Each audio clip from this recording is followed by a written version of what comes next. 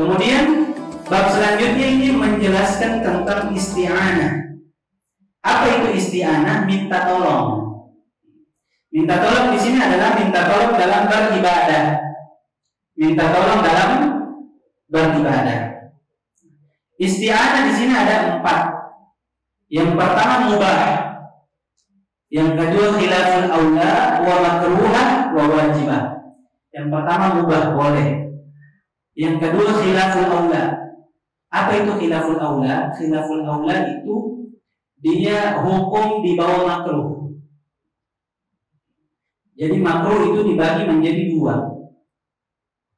Makruh itu dibagi menjadi 2. Ada makruh yang hampir mendekati haram.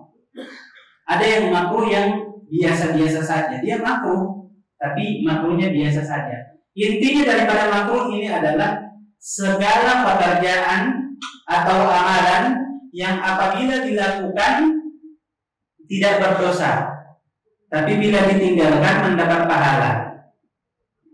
Itu makruh. Namun makruh ini sendiri diambil dari kata karaha yakrahu makruhan. Diambil dari kata membenci. Jadi kalau orang melakukan hal-hal makruh itu dibenci oleh Allah Subhanahu wa taala. Fal mubah dia takribul ma. Pekerjaan yang mubah itu seperti isti'anah yang mubah yang diperbolehkan adalah mendekatkan air. Tolong kasih dekat kita air tolong. Nah, itu dia mubah boleh. Misalnya ada wudu, kemudian airnya itu diember agak jauh sedikit. Itu tolong kasih dekat air sedikit. Itu boleh. Di dalam meminta tolong. Khilaful aula dia sabbul ma. Kalau khilaful aula ini dia sabbul ma. Sabbul ma itu apa? Tolong siram air Pak beta dong. Beta mau wudu. Jadi siram air itu khilaful aula. Itu makruh, tapi makruhnya itu yang kecil. Makruh yang kecil. Begitu. Kemudian makruh itu liman yaghsilu a'dha'ahu. Makruh minta tolong yang makruh adalah tolong basuh beta punya tangan tuh. Kita mager ya. Kasih wudu beta dong. Itu makruh. Kenapa? Karena pekerjaan tersebut itu boleh dilakukan, sah halal dilakukan kalau itu sudah meninggal. Kalau sudah meninggal, boleh untuk orang memandikan, mewudukan. Tapi ini masih hidup sehat afiat. Kemudian itu tolong wudu beta dong. Cuci muka dong, cuci muka. Habis itu cuci tangan dong. Begitu. Itu dia makruh. Dibenci oleh Allah Subhanahu wa taala. Bahkan dia itu termasuk daripada syiddatul karahah. Makruh yang sangat amat makruh. Dan yang terakhir wajibah. Wajib. Wajib itu seperti apa? Ya lil maridi indal ajiz. Wajib minta tolong adalah orang sakit. Dia yang mampu. Kemudian dia minta tolong. Itu boleh-boleh saja. Boleh untuk dia minta tolong. Bahkan itu wajib. Hukumnya dia minta tolong. Gitu. Ada bab tentang isti'anah. Kemudian bab selanjutnya ini menjelaskan tentang bab shaum atau berpuasa. Berpuasa itu yajibu shaum Ramadan bi ahadi amwali khamsah. Wajib seseorang itu shaum Ramadan, berpuasa Ramadan ketika dia mendapati satu di antara 5 hari. Yang pertama di kamali Sya'ban 30 yauman. Yang pertama adalah dengan sempurnanya bulan Sya'ban 30 hari. Jadi kalau sekarang tanggal 29, besok 30, malamnya harus bangun sahur. Karena ketika Sya'ban sudah sempurna 30 hari, besoknya pasti memasuki bulan Ramadan. Yang kedua, tsaniyan biru'yatil hilal fi haqqi man ra'ahu wa in kana fasiqan. Seseorang yang dia melihat hilal secara hak, betul-betul dia lihat secara dia punya mata lihat hilal. maka dia wajib untuk berpuasa meskipun dia itu orang yang fasik, pendosa besar misalnya. Oh, dia setiap hari melakukan dosa besar, tetapi kalau dia melihat hilal secara nyata, maka dia wajib untuk berpuasa. Yang ketiga, wasadisuha bisubuti fi haqqi man lam yarahu bi adli syahadah. Yang ketiga ini dia dengar kabar. Dia tidak melihat secara langsung, tapi dia dengar kabar. Tapi yang mengabarkan itu adli syahadah. Orang yang adli syahadah, orang yang adil. Adil di sini adalah orang yang tidak melakukan dosa besar, kemudian tidak dawam dalam dosa kecil. Nah, sehingga dikatakan periwayat hadis itu semuanya waliullah. Kenapa? Karena riwayat hadis yang sahih itu dipakai sahih itu kalau dia itu tidak melakukan dosa besar dan tidak dawam dalam dosa kecil. Nah, bahkan dulu Imam Bukhari itu ketika pergi ambil sanad hadis berjalan dari Baghdad sampai di Mesir. Jauh. Perjalanannya jauh. Dari Baghdad sampai di Mesir. Sampai di Mesir, kemudian yang mau meriwayatkan hadis ini dia ada kayak mau tapis baras begitu. Supaya apa? Supaya dia punya keledai itu ikut dia. Artinya dia punya keledai tahu bahwasannya tidak di atas nampan itu ada baras. Kemudian Imam Bukhari saya ambil periwayatan hadis dari beliau. Kenapa? Karena kata Imam Bukhari dia parlente berbohong terhadap hayawan. Dia berbohong terhadap binatang sehingga tidak diambil periwayatan hadis daripada orang tersebut. Bayangkan berjalan sejauh-jauh dari Baghdad sampai di Mesir sehingga diambil gara-gara cuma berbohong terhadap hayawan. Begitu. Jadi ini adli syahadah. Adli syahadah itu yang betul-betul misalnya seseorang yang memang betul-betul katong semua mengakui bahwasanya beliau ini adli syahadah. Misalnya Habib Umar bilang mau besok puasa. Adli syahadah, bukan Habib Umar al-Madani. Habib Umar bin Habib. Beliau adli syahadah. Misalnya seperti itu yang diakui semua orang, maka wajib untuk kita percaya kemudian besok berpuasa.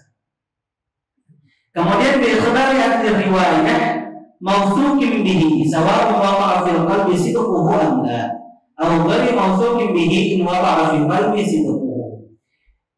Yang keempat ini ada orang mengabarkan tapi dia itu ahli riwayah. Ahli riwayah ini adalah wanita yang katong percaya. Misalnya katong punya ibu misalnya, dia mengabarkan bahwasanya oh besok puasa. Katong percaya.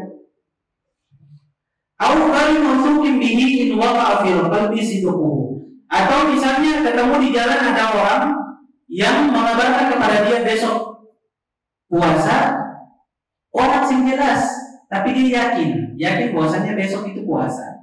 Nah, maka dia wajib untuk berpuasa. Dan yang terakhir, bidzan dukhul Ramadan bi ikhbari fi man ishtaba alaihi dzalik.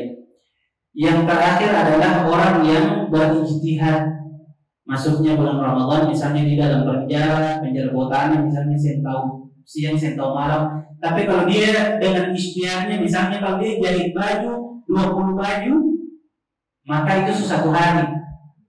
Berarti tinggal dia kali. Dengan dia punya ijtihad tersebut, maka berarti sudah wajib bagi dia untuk melaksanakan puasa Ramadan. Kemudian syurut sihhati arba'atul asya. Sahnya Ramadan itu ada 4. Syarat sahnya Ramadan itu berpuasa itu ada 4. Yang pertama harus Islam. Misalnya selain orang Islam mau berpuasa boleh, tapi puasanya tidak sah secara Islam. Dia puasa 3 hari, 3 bulan pun tidak sah.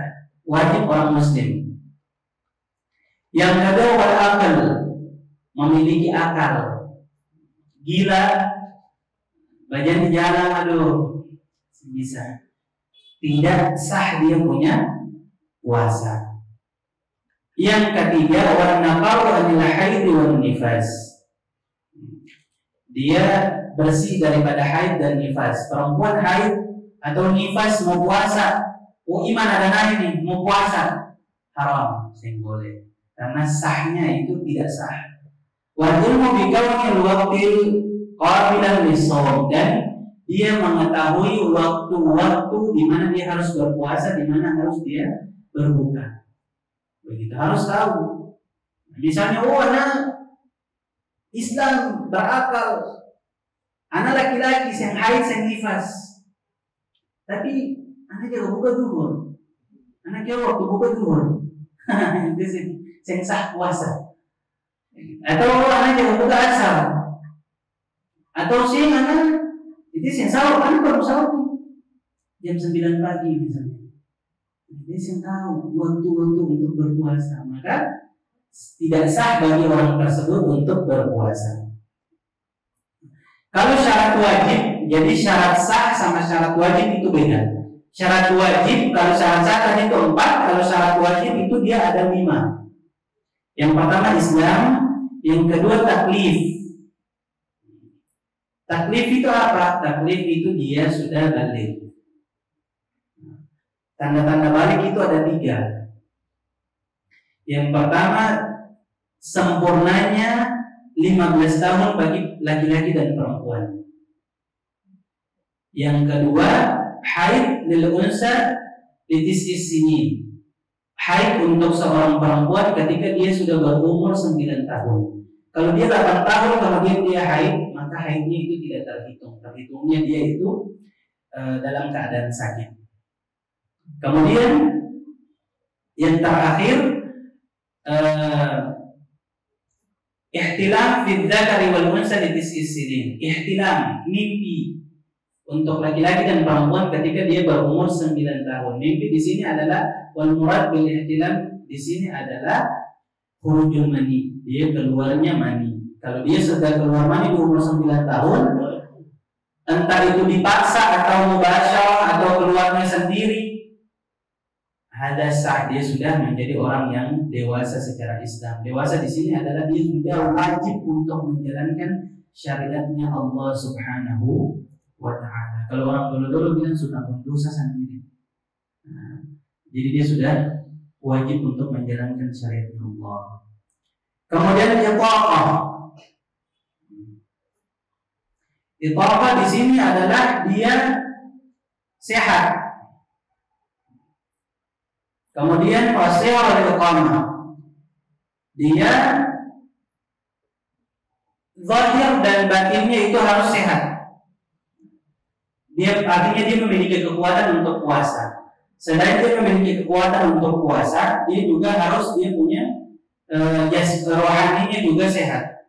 Dan yang terakhir iqamah, dia tidak di dalam perjalanan. Jadi kalau saat ini satu orang dalam perjalanan, ya dia boleh-boleh saja untuk tidak berpuasa. Dia dapat uzur daripada Allah Subhanahu wa Ta'ala. Mungkin itu saja yang dapat kita sampaikan pada malam hari ini. Mudah-mudahan bermanfaat dan menjadi berkah untuk kita semua, kemudian bisa diamalkan nanti di bulan Ramadan, insyaallah. Mudah-mudahan Allah Subhanahu wa Ta'ala sampaikan kita kepada bulan Ramadan, kemudian tidaklah kita keluar daripada bulan yang berkah ini, melainkan kita semakin dekat dengan Nabi Sallallahu Alaihi Wasallam, semakin mengikuti daripada perintah-perintah Allah Subhanahu wa Ta'ala, sunnah-sunnah Nabi Sallallahu Alaihi Wasallam, sehingga tidaklah kita keluar daripada bulan ini. Mudah-mudahan insyaallah kita meminta kepada Allah Subhanahu wa Ta'ala kita bisa bertemu dengan Nabi Sallallahu Alaihi Wasallam, baik itu dalam mimpi ataupun secara nyata. Ya Rabbal Alamin. Wassallallahu ala rasulika sayyidina Muhammad wa alihi wasallam. Walhamdulillahi rabbil alamin. Hadza minni wa lakum minkum. Wassalamu alaikum warahmatullahi wabarakatuh.